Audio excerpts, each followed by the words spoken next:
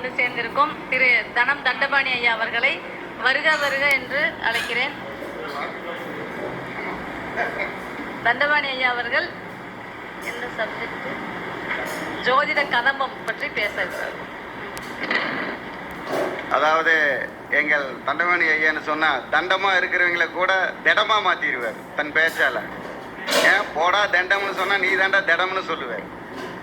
அதாவது இப்ப அவரு ஜோதிட கதம்பம்னு சொல்லி பல பேர்த்த ததும்பும் விதத்தில் தன் தங்க குரலால் மிளிர வருகிறார். வாங்க வருக வளர்க வருக.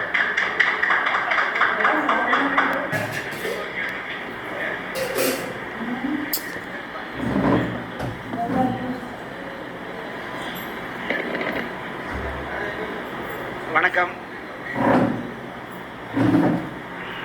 அனைவருக்கும் அநேக நமஸ்காரம். அடியேன் திருப்பூர் தனம் தண்டபாணி. மண்ணை தோண்டினால் புதையல், ஜோதிடத்தை தேடினால் விடியல்.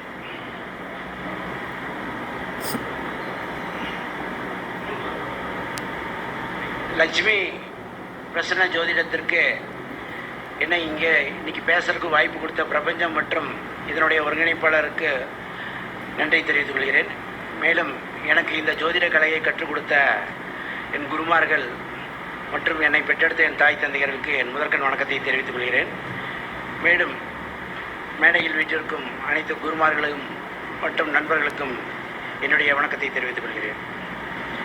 இன்றைக்கி பார்த்தீங்கன்னா ஆக்சுவலாக வந்து காலையில் பவகரணம், இப்போ பாலவகரணம்.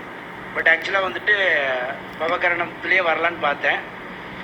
சரி, பவகரணத்துக்கு உரிய ஆள் ஒருத்தர் நம்ம ஜோதிட ஐயா இருக்கார்.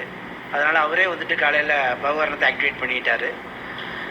இருந்தாலுமே நம்மளுக்கு பிரபஞ்சம் வந்து பாலவகரணத்தில் வரணுன்றிருக்கு.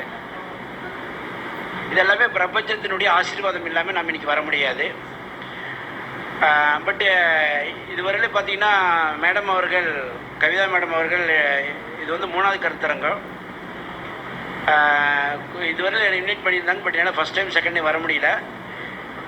இப்போ வர்றதுக்கு பிரபஞ்சம் ஒரு ஆசீர்வாதம் கொடுத்துருச்சு.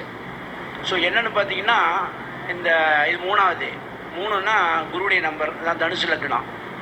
அப்போ எனக்கு வர்றதுக்கு வாய்ப்பு இதுதான் காரணம் அப்படிங்கிறத நானே உணர்ந்துக்கிட்டேன். ஸோ நான் ஜென்ரலாக எங்கே